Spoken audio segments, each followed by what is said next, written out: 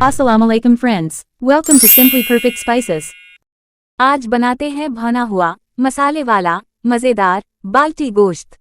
बाल्टी गोश्त बनाने के लिए ऑयल में 4 प्याज दरमियानी चॉप डालकर फ्राई करें। जब सुनहरी होना शुरू हो जाएं तो इसमें शामिल करें साबित गरम मसाला, 1 तेजपात, चंद लौंग, 1 बड़ी इलायची, चंद साबित काली मिर्चें और 1 दालचीनी का टुकड़ा डालकर प्याज के साथ फ्राई करें। प्याज पर हल्का सा कलर आ जाए तो अब इसमें ऐड करें 4 टमाटर चॉप्ड और थोड़ा पानी शामिल करें। 2 खाने के चम्मच अदरक लहसुन का पेस्ट।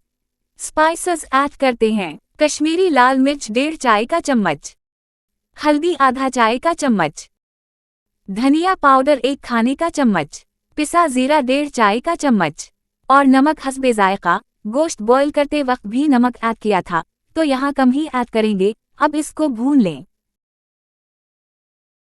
गोश्त बीफ या मटन आधा किलो से 750 ग्राम ऐड करें। गोश्त को मैंने नमक और 1 हरी मिर्च डालकर बॉईल कर लिया है, तकरीबन फुल डन है, हल्की सी कसर है।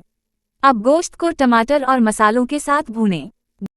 गोश्त को अच्छी तरह भून लिया है कि तेल नजर आने लगा है। अब इसमें यखनी शामिल कर दें और कवर करके गोश्त को मसालों के साथ कुक करें।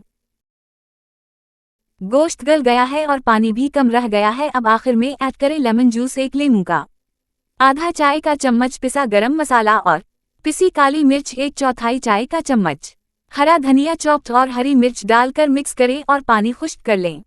मज़ेदार बाल्टी गोश्त is ready to serve and enjoy. बाल्टी गोश्त को रोटी या नान के साथ सर्व करें।